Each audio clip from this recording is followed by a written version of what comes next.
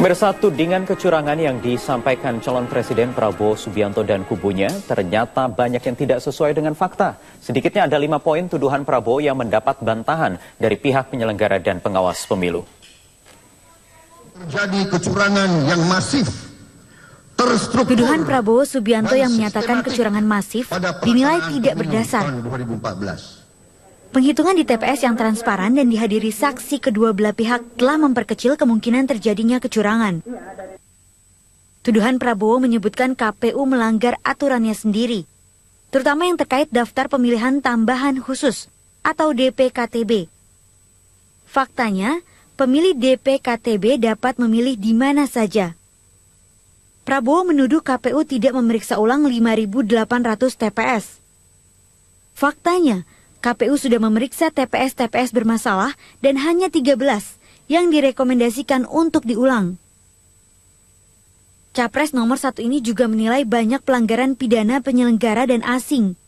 Faktanya, justru Prabowo lah yang menyewa konsultan asing. Selain itu, KPU juga dituduh selalu melemparkan masalah ke Mahkamah Konstitusi. Faktanya, KPU dan Bawaslu sudah berusaha menuntaskan semua keberatan. Dan jika masih tidak menerima, maka berdasarkan undang-undang, peserta pemilu boleh mengajukan keberatan ke MK. Tuduhan soal kecurangan masif yang diarahkan ke KPU dan Bawaslu juga terbantahkan karena kubu Prabowo tidak memiliki bukti kecurangan yang disampaikan.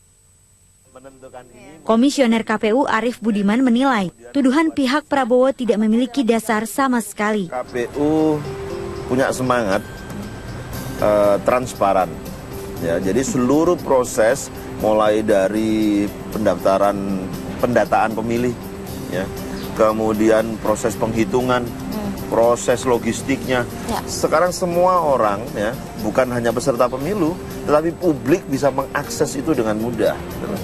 Jadi sebenarnya nggak ada yang ditutup-tutupi. Ya. Kemudian kalau memang ada hal-hal yang salah dilakukan oleh KPU, gampang sekali sekarang orang melaporkan kita.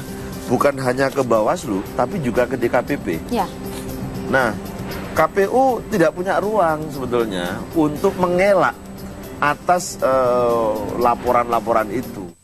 Keberatan Prabowo dan kubunya sama sekali tidak memiliki kekuatan hukum untuk menghentikan proses Pilpres. 22 Juli, KPU menetapkan Jokowi JK sebagai presiden dan wakil presiden terpilih 2014 hingga 2019 dengan meraih 53% suara lebih.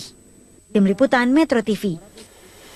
Ya, ada sejumlah tudingan yang diarahkan oleh Prabowo Subianto kepada Komisi Pemilihan Umum dan juga Bawaslu. Salah satunya adalah KPU sebagai penyelenggara pemilu dinilai tidak netral dan mencederai demokrasi karena tidak melaksanakan rekomendasi dari Bawaslu untuk menyelenggarakan pemilihan suara ulang dari lebih dari 5.000 TPS. Untuk lebih lanjut membahas hal ini, kita akan bergabung dengan Andini Effendi yang akan berbincang-bincang dengan Komisioner KPU Arief Budiman dari kantor KPU Jakarta. Andini, silakan. Sebenarnya dari kantor Bawaslu, Wahyu, karena memang seharusnya kami juga mengundang ini Ketua dari Bawaslu, Pak Muhammad, yang sampai saat ini tapi tidak bisa bergabung karena sedang ada rapat evaluasi hasil Pilpres kemarin bersama dengan KPU, kemudian juga DKPP dan tentunya dengan Bawaslu. Tapi selamat datang Pak Arief Budiman, Komisioner dari KPU. Terima kasih sudah bergabung bersama kami dan tentunya kami mengucapkan selamat atas pengumuman kemarin hasil rekapitulasi nasional dan akhirnya menetapkan Presiden terpilih Republik Indonesia ke-7 berjalan dengan damai, dengan mulus, walaupun ada sedikit, bisa dikatakan sedikit drama ya Pak ya, karena tiba-tiba ada yang menarik diri dari proses yang sedang berlangsung katanya pada saat itu. Kita akan membahasnya Pak, ini soalnya cukup bisa banyak yang dipertanyakan oleh masyarakat juga. Apakah pertama, ini yang harus saya mulai adalah keabsahan dari pemilu presiden ini dengan adanya salah satu calon yang menarik diri ketika proses yang saat itu sedang masih berlangsung. Dan itu katanya dari Menko Polhukam sendiri, kemudian dari pengamat hukum tata negara, itu adalah wewenang dari Komisi Pemilihan Umum. Nah sebenarnya absah nggak sih Pak dengan tiba-tiba ada yang mundur salah satu calon? Ya, pertama saya ingin mengajak semua pihak untuk menghormati proses yang ada. Ya.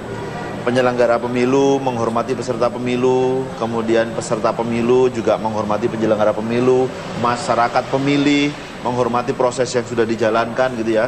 Apapun yang ada di dalam proses itu ya. Ada yang keberatan, ada yang setuju, ada yang tidak setuju, semualah gitu ya. Kemudian seluruh tahapan ini sudah kita kerjakan sesuai dengan ketentuan undang-undang ya. Mulai dari pemungutan suara, penghitungan suara, kemudian rekapitulasi hasil penghitungan suara yang dilakukan berjenjang sampai dengan tingkat nasional. Yeah. Nah, kemarin terakhir kita memutuskan menetapkan hasil rekapitulasi hasil penghitungan suara secara nasional. Jadi ini prosesnya sudah kita jalankan sesuai dengan ketentuan undang-undang. Jadi tidak ada hal yang kita langgar sehingga proses ini menjadi sah.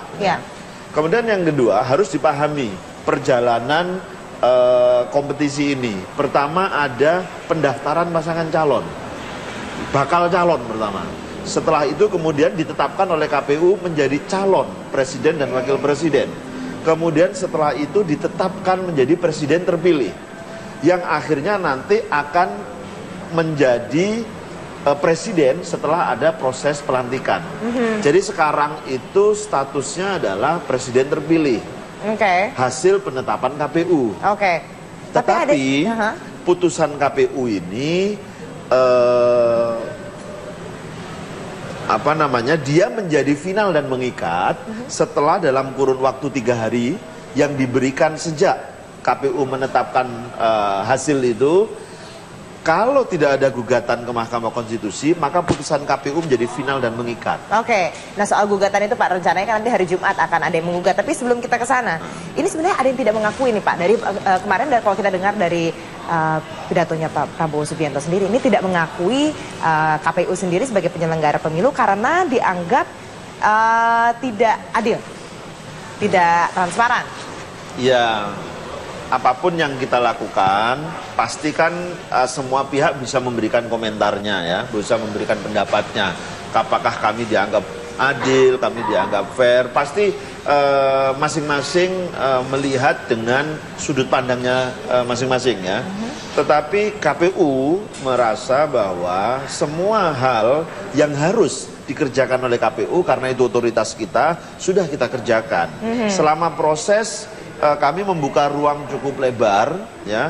Kalau memang terjadi perdebatan, maka kita selesaikan perdebatan itu di situ. Kalau ada keberatan, kita juga tanggapi keberatan itu. Keberatan-keberatan yang disampaikan yang kemarin ada 5 tudingan nih Pak. Ya, salah satunya juga rekomendasi Bawaslu yang diabaikan oleh KPU. Ini kalau saya baca di sini ada sekitar pernyataan pemungutan suara ulang di lebih dari 5.800 TPS. Nah, ketika 3 hari kemarin ini seperti perdebatan yang keberatan-keberatan seperti ini muncul nggak sih Pak?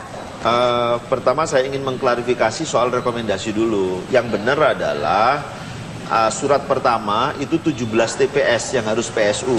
Selebihnya dilakukan cross check dulu. Kalau memang ditemukan hal-hal yang menyebabkan harus PSU, maka PSU. Surat yang kedua mengkoreksi, seingat saya dari 17 kemudian menjadi 13.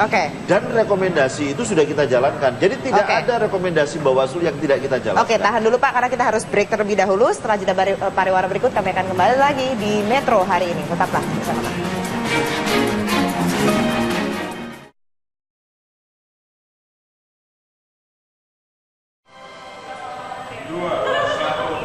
Kembali bersama Komisioner KPU Bapak Arief Budiman. Pak Arief, tadi kita membahas sebelum break soal tudingan-tudingan dari kubu Prabowo Subianto yang menyatakan bahwa salah satunya nih Pak yang mungkin kita harus cross check karena ada terjadi kecurangan masif dan sistematif. Ini cukup banyak Pak yang dikatakan adalah 52.000 form C1 ini adalah invalid. Bisa dikatakan setara dengan 25 juta suara. Nah, keberatan ini kan bisa dikatakan ini cukup signifikan ya Pak. Ya pernah nggak sih dibahas pada saat pleno kemarin itu? Kalau ada C1 yang dikatakan invalid, pertama kita harus klarifikasi dulu yang dimaksud invalid itu apa. Ya. Kami belum pernah menerima aduan tentang 52.000 C1 yang dinyatakan invalid ya secara formal. Tetapi memang di media-media kami membaca itu berdasarkan hasil tracking di daftar C1 yang diupload di web kita.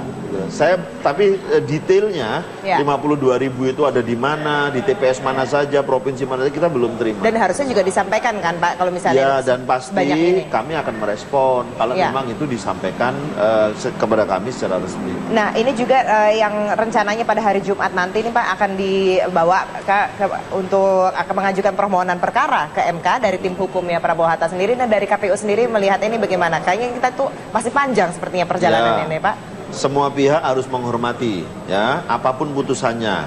Undang-undang memang memberikan keleluasaan, memberikan ruang penyelesaian sengketa di Mahkamah Konstitusi.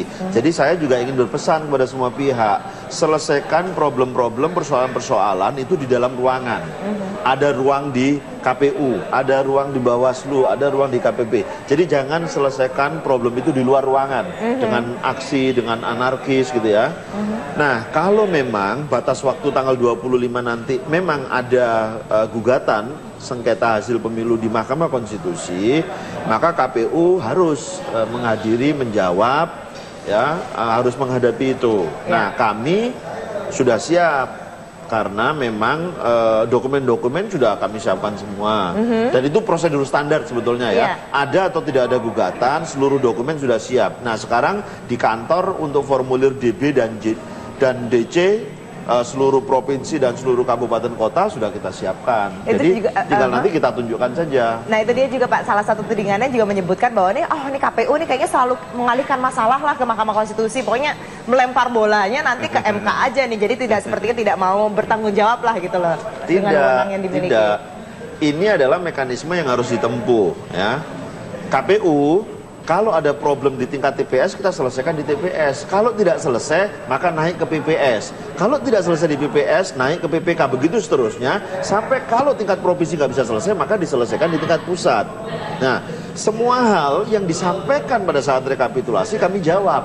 Bahwa kemudian ada yang merasa puas, ada yang tidak puas, ada yang bisa menerima, ada yang bisa tidak bisa menerima. Saya pikir itu wajar saja gitu loh. Nah, ketika ada yang tidak puas, ada yang tidak bisa menerima putusan yang dibuat KPU, maka ruang berikutnya yang terakhir itu adalah di Mahkamah Konstitusi. Oke, baiklah kalau gitu Pak, kita lihat nanti bagaimana kelanjutannya di hari Jumat, dan tentunya rapat evaluasi ini juga membahas Iya, dan ini masih berlanjut. masalah-masalah yang sedang berlanjut ini ya Pak ya. Baik, Pak Arief Budiman, terima kasih banyak atas waktunya bersama kami. Dan Wahyu, silahkan kembali ke Anda di studio.